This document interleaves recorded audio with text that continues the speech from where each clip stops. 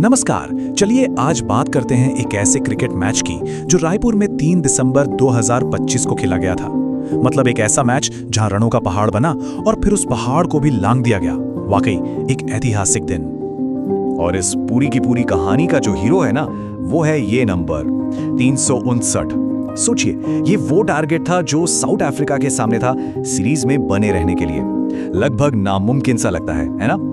तो सवाल ये उठता है कि भारत इस इतने बड़े स्कोर तक आखिर पहुंचा कैसे। देखिए, साउथ अफ्रीका ने टॉस जीतकर भारत को बैटिंग के लिए बुलाया और यहीं से रनों का ये किला बनना शुरू हुआ। हाँ, ये बात सही है कि शुरुआत थोड़ी सी लड़खड़ाई थी, लेकिन उसके बाद जो हुआ उसने तो मैच का पूरा नक्शा ही बदल दिया। क्रीज पर दो बल्लेबाजों ने मिलकर रिकॉर्ड्स की जैसे झड़ी ही लगा दी।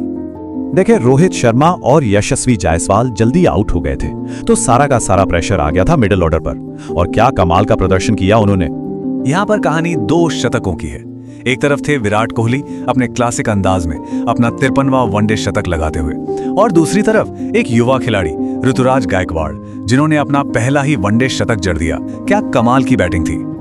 और इन दोनों ने मिलकर स्कोर बोर्ड पर टांग दिए पूरे 195 रन। आपको पता है, ये साउथ अफ्रीका के खिलाफ तीसरे विकेट के लिए भारत की सबसे बड़ी पार्टनरशिप है। एक बहुत बड़ा रिकॉर्ड। लेकिन पिक्चर अभी बाकी थी।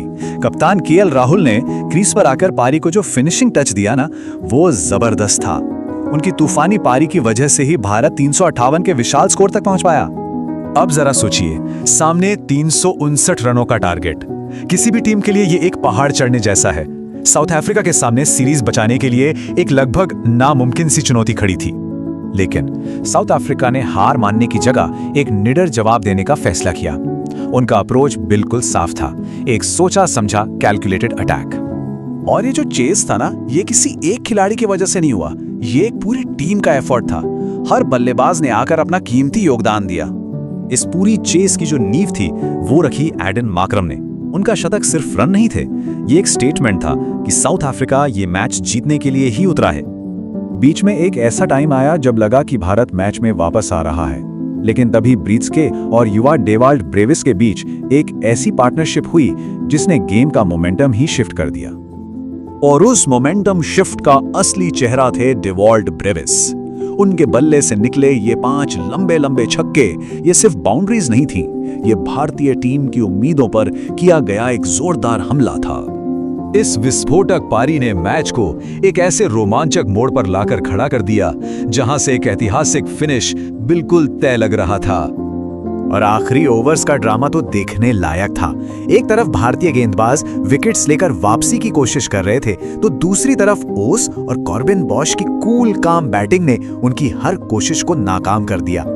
और फिर वो पल आया, सिर्फ 4 गेंदें बची थीं और कॉर्बिन बॉश ने विनिंग शॉट लगाकर इस अविश्वसनीय चेज को अंजाम दिया। साउथ अफ्रीका ने 4 विकेट से मैच जीता और सीरीज को 1-1 की बराबरी पर ला खड़ा किया। ये सिर्फ एक जीत नहीं थी, ये भारतीय जमीन पर वनडे क्रिकेट के इतिहास का दूसरा सबसे बड़ा सफल रन चेस था। मतलब एक ऐसी जीत जिसे सालों तक याद रखा जाएगा। तो कुल मिलाकर ये मैच बल्लेबाजों के नाम रहा। भारत की तरफ से 2 शतक, साउथ अफ्रीका की तरफ से 1 शतक, और आखिर में एक टीम की जीत जो बड़े टारगेट से डरी नहीं। वाकई बल्ले और गेंद की एक शानदार जंग थी ये। खैर, ये यादगार मैच क्रिकेट की एक सबसे बड़ी बहस को फिर से हमारे सामने छोड़ गया है।